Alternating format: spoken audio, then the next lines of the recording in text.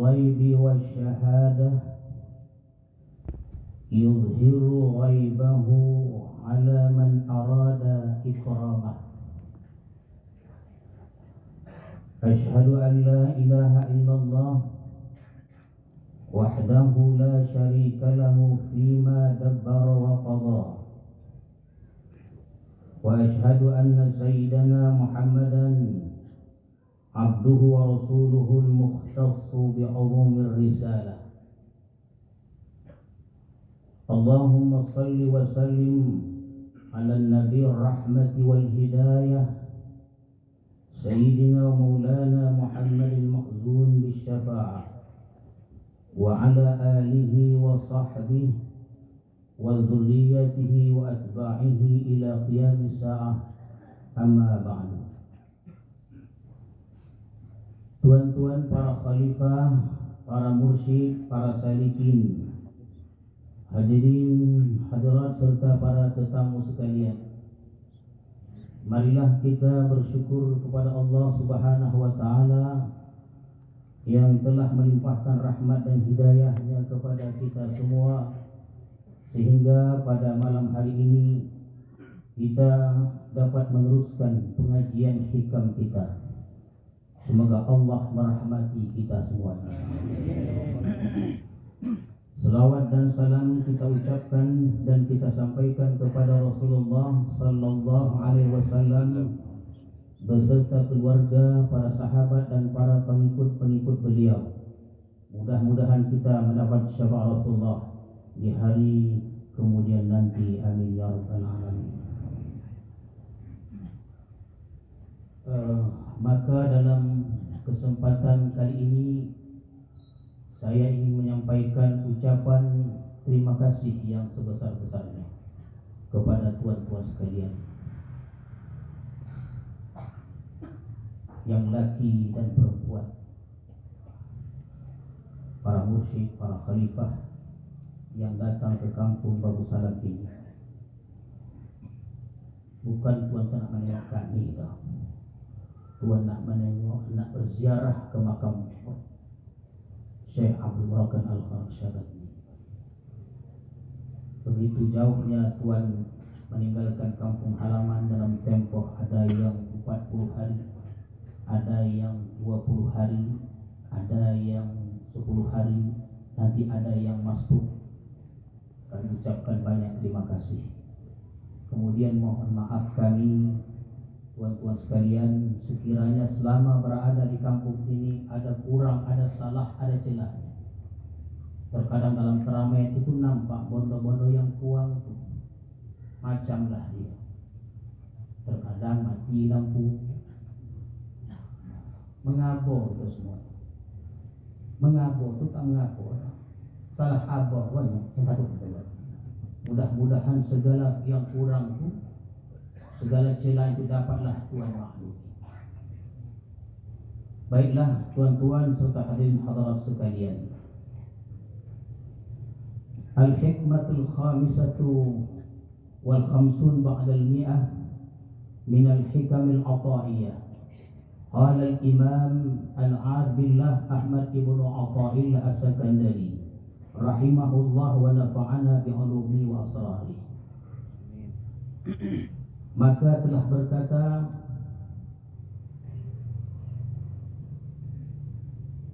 Imam Ahmad ibn Atha'illah As-Sakandari rahimahullah wa nafa'ana bi'ulumihi pada hikmah yang ke-155. Kata beliau, Rubbama atla'aka ala ghaibi malakuti wa hajaba anka ala al-istishraf ala asraril ibad. Kadang-kadang Allah memperlihatkan kepada engkau atas gaibnya alam malakut, dan Allah mendinding daripada engkau atas mengetahui terhadap rahasia-rahasia hamba. atau terjemahan yang lebih mudahnya tuan-tuan sekalian, mungkin engkau diperlihatkan kepada engkau oleh Allah Subhanahu wa taala sebahagian alam malakut itu, yang ada di alam malakut Allah itu, tapi Allah tidak perlihatkan kepada engkau rahasia-rahasia hamba-hamba. Itulah lebih kurang terjemahan hikmah yang ke-155 ini. Rubbama akramakal haqq subhanahu bil ittila' ala ghaibil malakut. Kadang-kadang Allah memuliakan engkau dengan mengetahui atas gaibnya alam malakut. Menurut sebahagian ulama, tentang alam ini ada beberapa alam ya tuan-tuan sekalian. Yang pertama ada yang disebut dengan alam mulki wa syahadah, di mana kita berada sekarang ini. Alam ini diketahui oleh kita, oleh Allah Subhanahu wa taala dan para malaikat. Itulah alam mulki wa syahadah. Yang kedua adalah alam malakut. Alam malakut ini hanya diketahui oleh Allah, oleh malaikat, dan sebahagian hamba Allah yang Allah muliakan dia. Alam malakut ini tuan-tuan sekalian, alam yang diketahui oleh Allah, oleh malaikat, dan sebahagian dari hamba-hamba Allah yang mulia, yang Allah kehendaki tentunya. Dan yang ketiga alam jabarut, alam yang hanya diketahui oleh Allah Subhanahu wa taala. Jadi tuan-tuan sekalian, kadang-kadang Allah Subhanahu wa taala memuliakan hambanya dengan Allah perlihatkan kepadanya alam malakut itu. Bukan main tuan-tuan sekalian, alam malakut. Apa contoh alam malakut ini? Kabaitil izzati fi sama'i dunya. Seperti baitil izzah yang ada di langit pertama. Al-Quran itu tuan-tuan sekalian, menurut riwayat diturunkan duf'ah wahidah, sekali turun dari Lauhul Mahfuz ke Baitul Izzah. Dari Baitul Izzah itulah turun dia kepada Rasulullah bitadarruj tadrijiyan, secara berangsur-angsur lebih dari 22 tahun. Jadi contoh alam malakut ini adalah ke Baitul Izzah yang berada di langit pertama itu. Apalagi contohnya alam malakut ini? Wal Baitul Ma'mur, seperti Baitul Ma'mur fi sama'is sabi'ah. Baitul Ma'mur ini dia berada di langit yang ke-7. Jauh. Apa contoh yang lain? Wal Lauhil Mahfuz, yang berada di atas langit ke-7. Selalu kita mendongak Lauhul Mahfuz, tuan-tuan sekalian. Tapi paham dan tahulah kita bahwa rupanya ada sebahagian hamba-hamba Allah yang Allah muliakan dia, bisa dia menengok Lauhul Mahfuz. Dari dulu kita selalu mendongak kehebatan Lauhul Mahfuz. Segala catatan data ada di Lauhul Mahfuz itu. Yang dulu, yang sekarang, yang akan datang, tertulis, termaktub di Lauhul Mahfuz itu. Maka tahulah kita rupanya ada sebahagian hamba-hamba Allah yang Allah muliakan, yang Allah kehendaki, Allah tengokkan pada dia Lauhul Mahfuz itu. Kita berdonganya lah.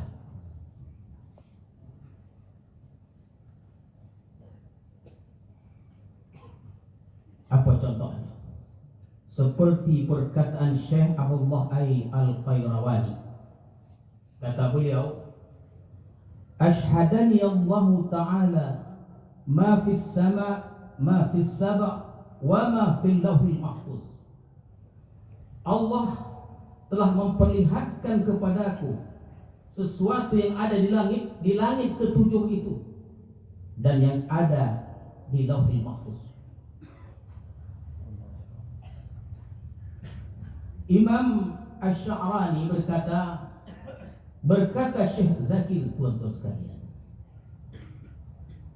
Syekh Zakir berkata, yaqulu ma akhadhtul ahda ala murid hatta ra'aituhu ismahu maktuban fil lauhil mahfuz wa annahu min auladina. Syekh Zakir berkata, aku tidak mengambil baiat. Di Islam ini dia belum pernah terdengar baiat itu lagi di luar, dia yang ada. Tapi di sini katakan ma akhadhtul ahda ala murid. Aku tidak mengambil baiat atas seorang murid sehingga aku melihat, ku tengok dulu namanya itu ada di Lauhul Mahfuz, bahwa dia itu adalah min auladina, dia adalah jadi muridku. Luar biasa tuan-tuan sekalian. Ada orang datang pada dia ingin berbaiat. Sebelum dibaiatnya ditengok Lauhul Mahfuz, ada nama dia. Kita ke balap. Kan banyak orang datang tuh. Macam mana pula kita menengok Lauhul Mahfuz? Minta izin Tuhan, saya mau mengambil tarikat Naqsyabandiyah Khalidiyah. Nama saya Fulan bin Fulan. Itulah katanya. Selalu begitulah dia. Saya mau masuk suluk Tuhan 10 hari 10 malam. Saya serahkan diri saya kepada Tuhan zahir dan batin. Mohon doa dan bimbingan Tuhan supaya saya mengenal Allah. Terkadang saya tanya, Tuhan ini dari mana? Dari kota Intan. Kenapa disebut kota Intan? Karena setahu saya satu-satunya kota yang paling kaya kota Intan pula. Di dunia paling kaya kota di dunia ini kota Intan. Intan semuanya. Banyak saudara-saudara kita datang dari kota Intan. Paling-paling saya bertanya, Tuhan dari mana? Syekh Zakir nih tuan-tuan sekalian, seorang yang akan datang, yang datang kepadanya ingin berbaiat, ditengoknya dulu nama dia ada atau tidak di Lauhul Mahfuz. Kalau ada aman, kalau tak ada nanti. Itu kata Imam Sya'rani atas perkataan Syekh Zakir, tuan-tuan sekalian.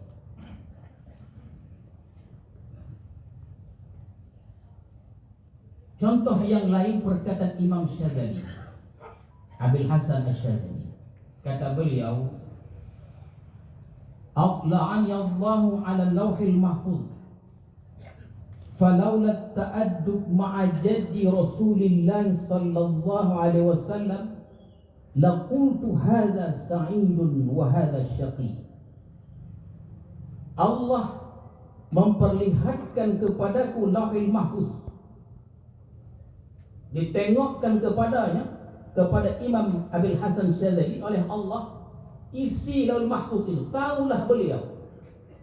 Dan beliau berkata, tuan-tuan sekalian, andai kata aku tidak beradab ma'ajadi Rasulillah, tak beradab aku dengan kakekku, dengan atukku Rasulullah sallallahu alaihi wasallam, laqultu, niscaya aku bisa bercakap, bisa mengatakan ika dia masuk surga, ika dia masuk neraka. Tahu dia.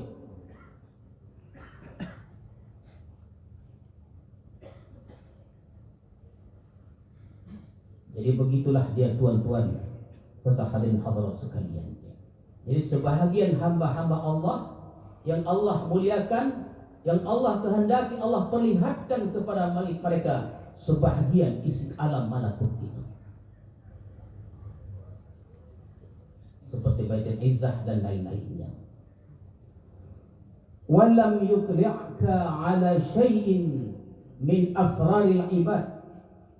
Dan Allah tidak memperlihatkan kepada engkau atas sesuatu dari apa yang tersimpan dalam hati seorang manusia. Begitu hebatnya cerita kita tadi. Dapatlah mereka, orang-orang yang Allah kehendaki, dapat menengok lauhil mahfuz yang jauh tuh. Tapi hati, sesuatu yang tersimpan di hati, uang yang ada di mukanya, tidaklah Allah perlihatkan. Tidak tahu dia rupanya. Lauhul mahfuz itu tahu dia isinya. Bahkan Syekh Zakir baru dia melantik dia, mengambil baiat dia, ditengoknya nama itu ada atau tidak. Tetapi isi hati orang yang ada di mukanya tidaklah tahu.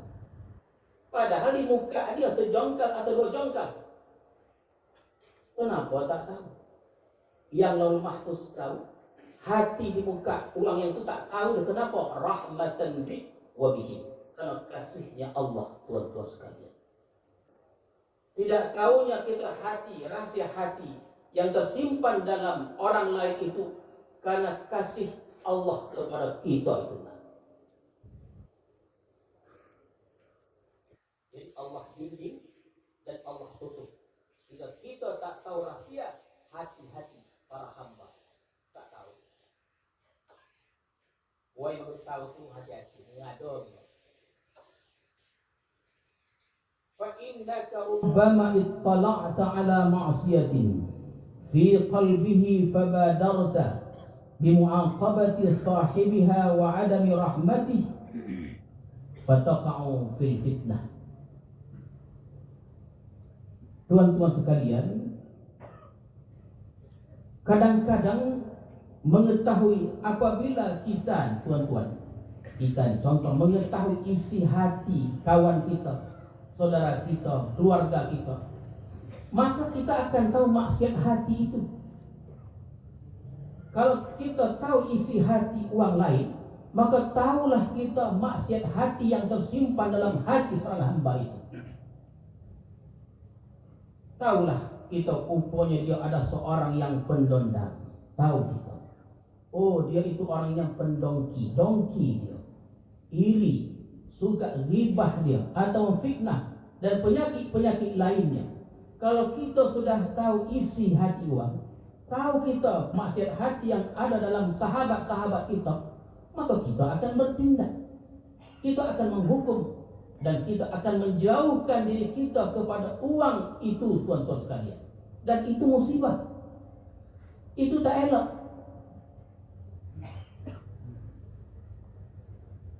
Jadi akhirnya Allah tutup sehingga kita tak tahu isi hati orang lain itu. Fala ibrata 'indal muhaqqiqin bimukasyafati asraril ibad. Fala ibrah, tidak ada ibrah menurut ulama muhaqqiqin dengan mengetahui rahasia yang ada dalam hati hamba itu. Oh, belum wali lagi. Fala ibrah ini artinya tuan. Oh, belum wali lagi. Kenapa? Kalau belum tahu isi hati orang itu belum wali lagi, belum hebat. Fala ibrah, belum hebat. Tidak begitu. Tidak ada kaitannya, tidak ada hubungannya. Seorang wali yang tidak tahu hati seorang hamba dikatakan tidak hebat, tidak begitu, teman-teman sekalian. Kenapa? Karena banyak para wali-wali Allah yang ditipu, ditokoh.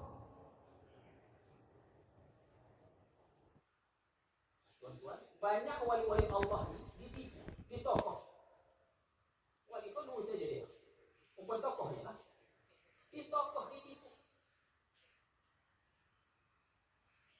Contoh tuan-tuan sekalian, ada sekelompok orang kabilah berniat jahat kepada Rasulullah. Datang ke hadapan Rasulullah ingin memeluk agama Islam. Setelah itu oleh Rasulullah ditempatkanlah mereka yang berniat jahat nih, tuan-tuan sekalian, di ujung kota Madinah di satu peternakan milik Rasulullah. Diantarlah mereka ke sana. Sesampainya mereka di sana, penjaga ternak itu dibunuhnya, ternak-ternak itu mereka bawa lari. Apa lagi wali? Habis mana tokoh? Pernah kejadian kepada Rasulullah Sallallahu Alaihi Wasallam. Jadi jangan katakan oh belum hebat lagi, tak hebat kalau belum tahu isi hati. Li'annaha qad takunu liman la dinalah. Karena orang yang demikian itu, tuan-tuan sekalian, mengetahui isi hati seorang hamba bisa terjadi kepada orang yang tidak ada agama baginya.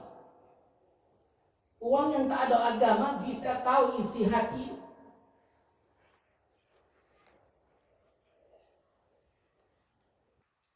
Aku seperti kuhan wasah, seperti dukun dan penyihir.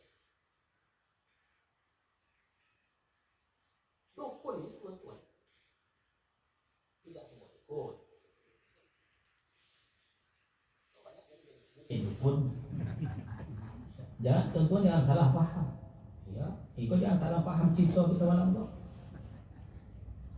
Al-kuhan wasahir, dukun ni tuan-tuan dikatakan bisa tahu isi hati orang. Jadi urusan mengetahui isi hati orang ini tidak tertentu kepada wali juga. Dukun pun bisa tahu juga punya. Artinya wali yang hebat, tuan-tuan sekalian, tidak tahu isi hati orang, bisa tidak tahu isi hati orang, tapi dukun bisa tahu. Bikhilaf ittila' 'ala al-malakut la yakunu illa man arada Allah ikramah. Lain halnya kalau kita diperlihatkan Allah alam malakut. Allah tidak akan memperlihatkan alam malakut itu kecuali kepada orang-orang yang dikehendaki. Kalau dukun tadi tak canda. Dukun ini takkan bisa dia melihat alam malakut, tapi dia bisa mengetahui isi hati orang. Ilmu untuk itu pun ada, tuan-tuan sekalian. Kalaupun tuan-tuan tahu, usah baca itu lagi. Ika berhiu anak wajah itu. Jadi dukun ni dia bisa tahu isi hati orang. Tapi dia tidak akan tahu alam malakut itu, tuan-tuan sekalian. Kalau uskun mungkin bisa. Uskun tu ustaz dukun. Itu mungkin bisa dia. Dia ustaz dan dukun juga. Biasanya khalifah tu uskun dia. Tahunya saya. Di kampung masing-masing uskun. Tahunya saya ustaz tapi dia dukun. Yang macam Giko ada potensi. Oh, tapi jauh tuan-tuan sekalian. Kalau tak jadi uskun, jangan dukun. Ya, dukun lain, uskun lain. Uskun nanti tuan-tuan bilang sama istri, uskun tu kata tuan tu artinya ustaz dukun.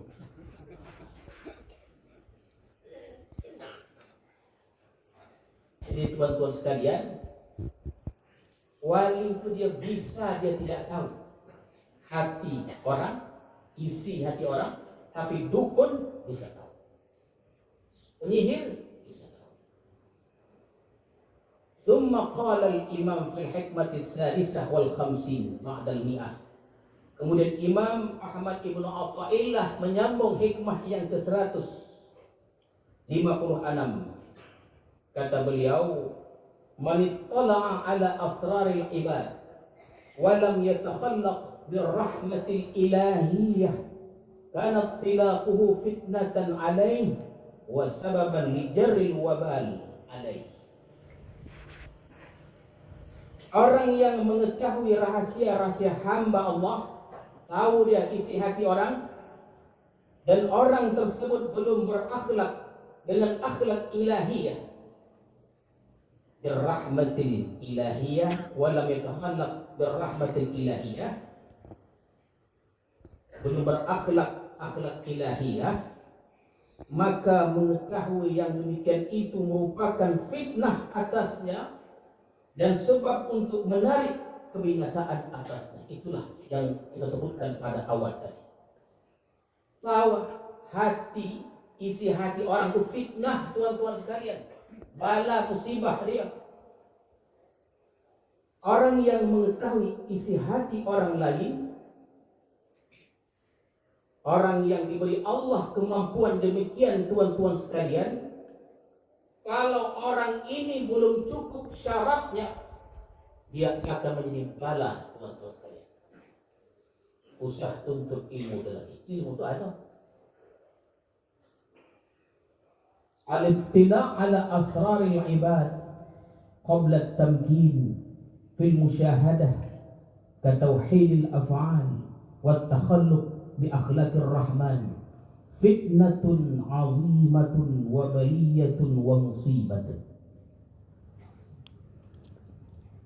Mengetahui rahasia-rahasia hamba Allah sebelum mantap dalam musyahadah seperti tauhid af'al, dan ini sudah kita jelaskan panjang lebar tentang tauhidul af'al, tauhidul sifat dan zat, ada 3 itu teman-teman sekalian. Belum mantap musyahadah dan dia belum berakhlak dengan akhlak Rahman, maka mengetahui rahasia hamba itu merupakan fitnah yang besar dan bala serta musibah, tuan-tuan sekalian. Tak elok pokoknya. Kita kalau tahu kita isi hati orang lain itu, tak elok pokoknya, tuan-tuan sekalian. Usah kita kasyaf lagi, kita ghibah saja. Ada orang datang kepada kita, tuan-tuan sekalian, menceritakan bahwa dicerita pada kita, tuan, si fulan itu uangnya pembenci, uangnya berdendam, uang itu iri, dengki dan lain-lain. Uang ghibah diceritakan pada kita. Yang kita tahu, tuan-tuan sekalian, kita mungkin sebagian tidak. Maka kita akan bertindak dengan cara kita menjauhkan diri dari orang itu. Tak suka, kita tak goma kita dengan orang yang membenci itu. Kita akan menjauh. Oh, dia iri, dia dengki. Kita akan menjauh, tuan-tuan sekalian. Begitulah kita. Jadi apabila kita mendengar ini, kita akan menjauh. Tak goma, bahkan kita benci kepada orang-orang seperti ini.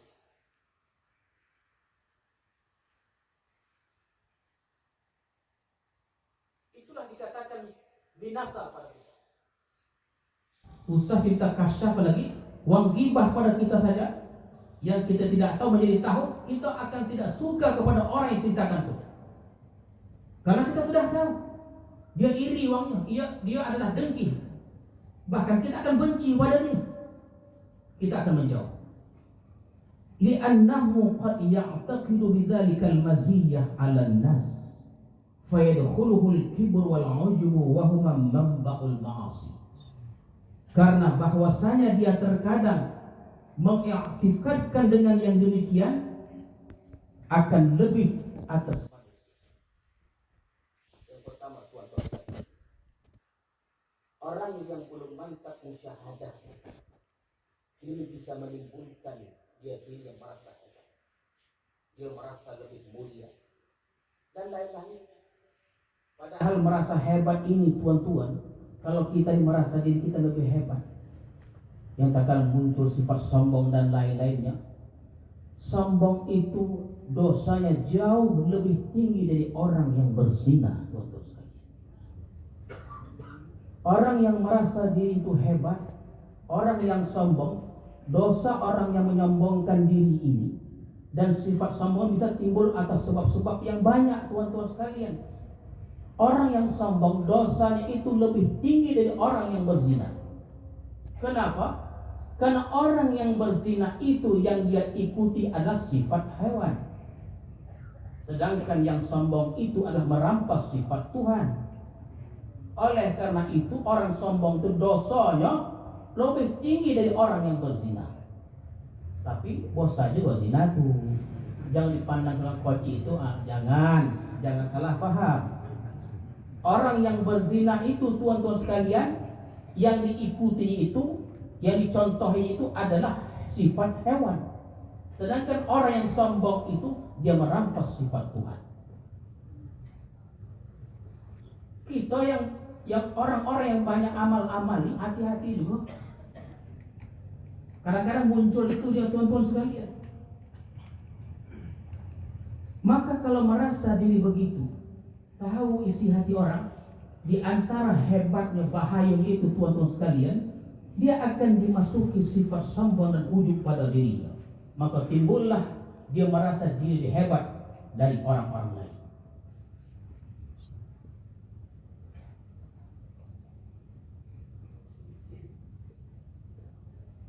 Diberi Allah dia pengetahuan rahasia. Allah buka dia, Allah beritahu dia tentang rahasia hamba Allah, muka syafatu asral ibad. Lalu dia merasa dirinya hebat dari orang lain. Timbul di situ kesombongan, keujuban, dan timbul mempamerkan kehebatannya tuan-tuan sekalian. Jadi dia berjumpa dengan orang lain diceritakannya, akhirnya jadi main-main. Bodoh kok akhirnya jadi main-main tuan-tuan sekalian. Dan bisa untuk tujuan-tujuan tertentu. Wa annahu qad lam yatakhallaq bi akhlaqir rahman. Bisa juga orang ini belum punya akhlak Allah Ar-Rahman. Fala yarhamuhum, maka dia tidak sayang pada mereka. Wala yasturuhum, dan tidak bisa menutupi aib mereka. Tahu dia, kalau dia belum ada sifat rahmannya, tahu dan isi hati orang lain, dikoba-kobakannya. Dan menjadi permainan tuan-tuan sekalian, fayaqa'u fi ma'siyatillahi ta'ala, maka dia akhirnya jatuh dalam maksiat pada Allah Subhanahu wa ta'ala. Tuan-tuan sekalian, ada dikisahkan suatu kali Nabi Ibrahim didatangi seorang yang tua lagi miskin. Apa betul? Datanglah dia ke hadapan Nabi Ibrahim alaihissalam. Kata orang miskin ini, ya Ibrahim, aku ni lapar, aku ni haus, berilah aku makan ya Ibrahim, dan berilah aku minum. Kata Nabi Ibrahim, adakah engkau beriman pada Allah? Tidak, katanya. Tidak, katanya. Kalau begitu aku kasih, kata Nabi Ibrahim. Beriman kau dulu, mau aku kasih. Begitulah menurut cerita tuan-tuan sekalian. Kata orang tua tadi, sampai mati aku nak. Sampai mati aku nak. Aku tetap menganut agamaku. Maka pergilah dia dari hadapan Nabi Ibrahim alaihissalam. Tidak berapa lama Allah menegur Nabi Ibrahim. Ya Ibrahim, kenapa engkau ingin memberi makan orang tua itu engkau kaitkan dengan beriman atau tidak? Kenapa engkau ingin memberi makan lalu engkau mengaitkan dia beriman atau tidak beriman? Ingatlah wahai Ibrahim, umurnya sudah 70 tahun lamanya. Selama 70 tahun itu dia menantang aku. Ditantangnya aku. Tapi dia tetap memberi makan dan minum.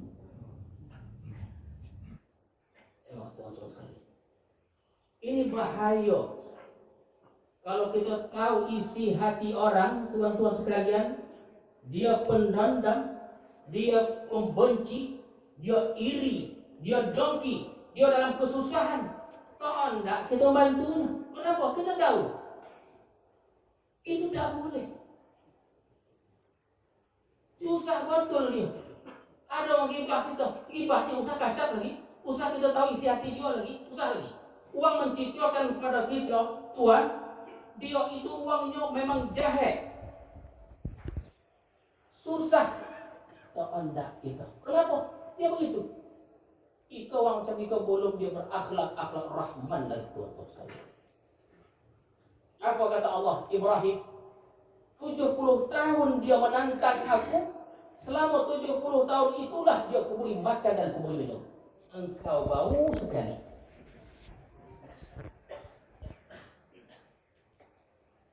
Ikalah sifat ar-Rahman. Itu terkadang orang ada bilang, aku sayang padamu fillah, uhibbuka fillah. Ada orang kadang bercakap bahasa Arab, uhibbuka fillah, karena Allah. Macam mana dia uhibbuka fillah? Tuan-tuan sekalian yang dikatakan bersahabat yang betul begitu dia. Bukan baik, bukan mudah kita untuk praktekannya. Kalau ada orang, tuan-tuan sekalian, berbuat baik kepada kita, kita pun baik kepada dia. Kalau ada orang berbuat jahat pada kita jahat pada dia, itu belum sahabat lagi. Saya ulang, ada sahabat baik sama kita baik. Tak baik sama kita pun tak baik. Bukan begitu. Baik tak baik itu sama kita, tak baik kita kepada dia. Begitulah bersahabat itu. Hendak menjaga ika, memang menderita kita. Tapi itulah yang elok, tuan-tuan sekalian. Begitulah contoh di antara contoh yatakhallaq bi akhlaqir rahman, berakhlak dengan akhlak rahman itu. Takhallaqu bi akhlaqillah, kan ada hadisnya itu, berakhlak dengan akhlak Allah. Maka kalau kita ceritakan insanul kamil, manusia yang paling sempurna itu dengan keinsaniahannya, kemanusiaan, sifat-sifat Rasulullah sallallahu alaihi wasallam.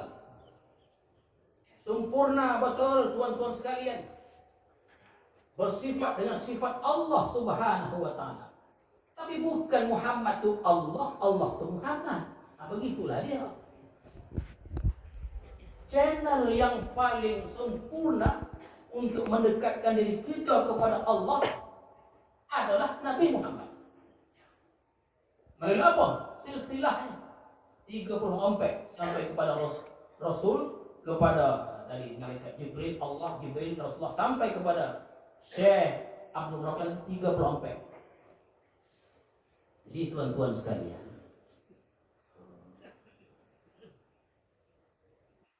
kita ada lagi pemancar itu doket di sebelah rumah kita. Kalau tak ada channel itu tak dapat. Coba pemancar itu doket di sebelah rumah itu. Radio dalam rumah tak dapat channel, tak dapat. Begitulah ya tuan-tuan sekalian. Takhallaqu bi akhlaqillah, berakhlaklah dengan akhlak Allah Subhanahu wa taala. Jadi orang yang tidak berakhlak dengan akhlak Rahman, tahu dia isi hati orang lain, bahaya pada dia. Dia merasa diri hebat, dia akan menyombongkan diri, ujub, bahkan ini menjadi permainan dan dikoba-kobakannya pada uang. Oh, dia tuh sombong tuh, saya tahu. Oh, dia tuh dongki uangnya, dia tahu. Jangan kasyaf nih, orang ghibah saya, kita akan menjauhkan diri dari orang itu. Jadi maksud tuannya apa? Kalau ada orang dendam pada kita, kemudian dia tak tolong pada kita tolong Tuhan, tolong Tuhan. Jangan tak tolong. Begitulah akal Allah itu. Tiap hari dia fitnah saya, Tuhan, saya balik, jangan. Serahkan aja pada Allah, biar Allah yang bertindak. Kalau kita laporkan pada polisi, lama prosesnya. Berbulan-bulan dari meja ika tak selesai dah, sebulan 2 bulan selesai. Laporkan pada Allah, serahkan pada Allah, Allah akan bertindak. Kalau Allah bertindak, jangan. Kan tadi saya katakan bahwa para wali Allah ini lurus saja, di tokoh dia. Kalau ada orang alim, lurus aja dia, jangan main-main Tuhan. Jangan. Dia diam aja. Kalau kita mempermainkan orang-orang tua tuh, yang alim-alim tuh, dia tak melawan dah, tenang aja dia. Tidakkah kita tahu apabila kita mengusik anak harimau, melawankah anak harimau tuh? Anak harimau tuh goma dia, pantailah katanya, main-mainlah dia. Dia mengamuk tuh beranaknya, omaknya. Jadi kalau kita mengusik seorang yang soleh, orang soleh itu tak akan dibalasnya Tuhan. Jangan cuba-cuba mengejek orang tua. Kau hayang malam kau paling tua mah mengejek orang. Lain jalannya ejek. Hati-hati. Yang bertindak itu bukan dia, Allah Subhanahu wa taala. Tindakan Allah itu bukan berupa dia longsor, banjir, tidak. Allah jauhkan hati kita dari hadratillah Subhanahu wa taala. Jauh, tak goma Allah menengok kita. Kalau Allah sudah tidak mau menengok kita, payahlah itu. sembahyang tah cemano, puasa pun tah cemano. Toga dia, tapi pikirannya tah mana perginya. Lidahlah tibai. Tuan-tuan hadirin dan hadirat sekalian. Ada seorang wali Allah selalu disebutkan. Tapi beliau ini tidak termasuk silsilah tarekat Naqsyabandiyah ini. Itu kalau kita baca tuh silsilah biografi dari 34 ulama itu luar biasa tuh sekalian. Ulama ini namanya Ma'ruf Al-Fairuz Al-Kharqi. Ulama hebat. Dia tidak termasuk dalam silsilah tarekat kita. Tapi orangnya luar biasa.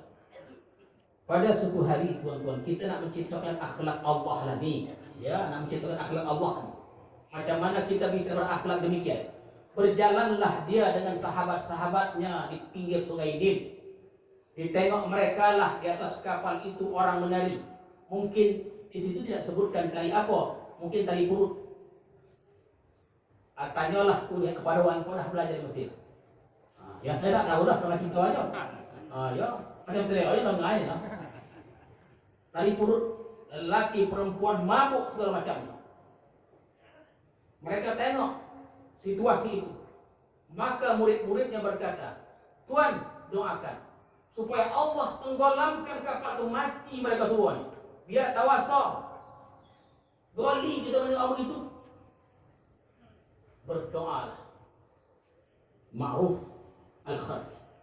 Ya Allah, sebagaimana Engkau mengembirakan mereka pada hari ini, gembirakan mereka pada akhirat nanti.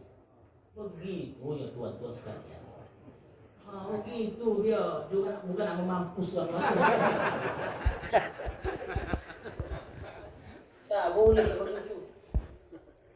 Perkara sekali perkara masuk surga dan neraka ini jangan salah paham. Orang yang pernah membunuh puluhan orang saja, 100 orang, Allah masukkan ke surga. Seorang perempuan yang sepanjang hayatnya bermaksiat hanya karena memberi minum seekor anjing yang najis mughalladhah, Allah masukkan ke dalam surga. Surga itu rahmat Tuhan, bukan amal-amal kita. Kalau amal kita tidak bisa memboli surga itu. Kenapa? Karena amal kita rusak semuanya. Tak ada yang sempurna. Marilah kita berakhlak dengan akhlak Allah Subhanahu wa taala. A'udzubillahi minasyaitonir rajim. Bismillahirrahmanirrahim. Allahumma zidna ilma warzuqna fahma wa salihin. Allahumma ij'al jam'ana hadza jam'an marhuma wa tafarruqana bi'al tafarruqan ma'suma. Wa sallallahu ala sayyidina Muhammadin wa ala alihi wa sahbihi ajma'in. Walhamdulillahi rabbil alamin. Assalamu